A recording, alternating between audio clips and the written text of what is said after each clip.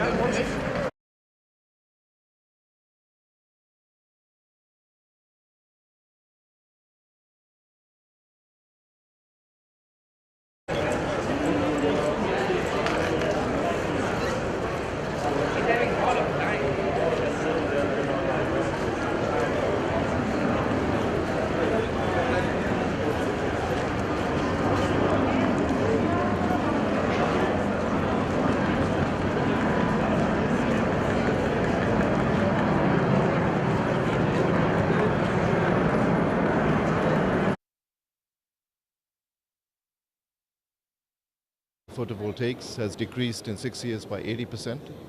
We're seeing that wind energy, which is one of the cheapest already, has come down by 40% in the same period of time. So modern renewable technologies are now cost competitive with conventional sources on the grid in more and more countries. But there are two very important factors that are needed to make this happen. One is that we need an enabling regulatory and policy regime.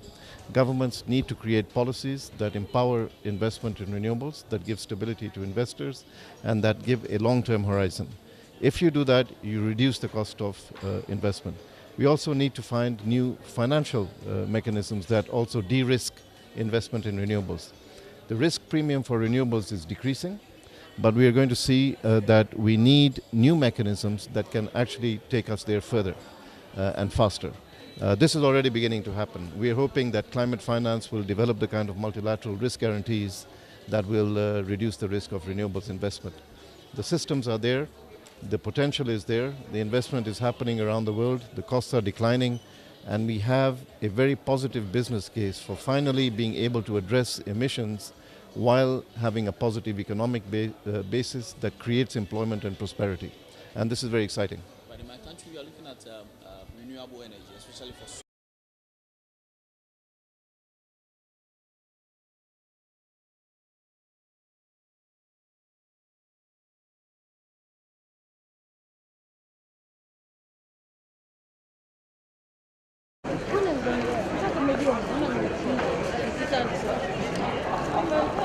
looking at how to assist African countries.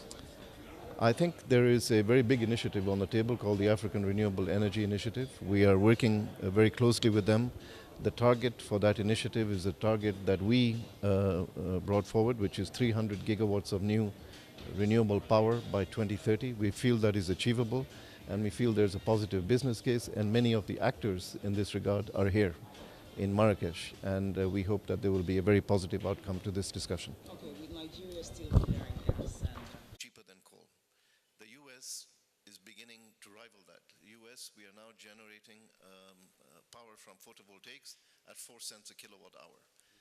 Coal, in many instances, is higher than that, and if you eliminate the subsidies for coal, if you eliminate the fossil fuel subsidies, renewables is the technology of choice. But it all depends on the policy frameworks in which you're working, and as Rachel said, in the end, in the last 6 years, solar PV has decreased by 80%. Wind, onshore wind has decreased by 40%. We are projecting that by 2025, we will see a further decrease of around 60% for solar PV and 29% for onshore wind. We're also seeing CSP decline in that same period in terms of cost by 24%, which will put the Moroccan model also on a fast track to sustainability and cost competitiveness on the grid. Today, one country after another, renewables are cheaper than coal on the grid. So this is a remarkable development. It has implications for economy, it has implications for lifestyles, it has implications for pollution, and it has absolute implications for climate. Because as Rachel was saying, we think that the most effective way to decarbonize our system is through energy, which accounts for 2/3 of greenhouse gas emissions. And the most effective way through that is a combination of renewables investment and energy efficiency at a scale that can take us to that ambition. So this Energy Day is going to be very important to discuss how that happens. And we will have very interesting people at the table. We will have the Renewable Energy Buyers Alliance, large corporations, especially IT corporations like Facebook and Google, who have come together in a Renewable Energy Buyers Alliance to set the ground lines for how they will procure renewable energy for their operations for the future. They use a lot of energy. We have the RE100, companies that have come together to transform their operations also and to bring renewable energy into their way of working. We had a meeting on Africa, the ARRAY, the African Renewable Energy Initiative, as it starts to provide momentum, promises to transform Africa onto a path of sustainability and away from a potential carbon future that could destabilize the climate regime.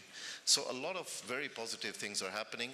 We will profile them, but lastly, we'll also have innovators and entrepreneurs at the table talking about how they see the future, and that's in transportation, it's in sustainable procurement, all sorts of areas where change is happening at a scale that we think can be transformational, and that's central to the solution to energy. Just come back on that, just one point. Nord project, which is already has been commissioned and is with between the first Nord project, which is already has been commissioned and is with between the first Nord project, which is already has been commissioned and is with between the first Nord project, which is already has been commissioned and is with between the first Nord project, which is already has been commissioned and is with between the first Nord project, which is already has been commissioned and is with between the first Nord project, which is already has been commissioned and is with between the first Nord project, which is already has been commissioned and is with between the first Nord project, which is already has been commissioned and is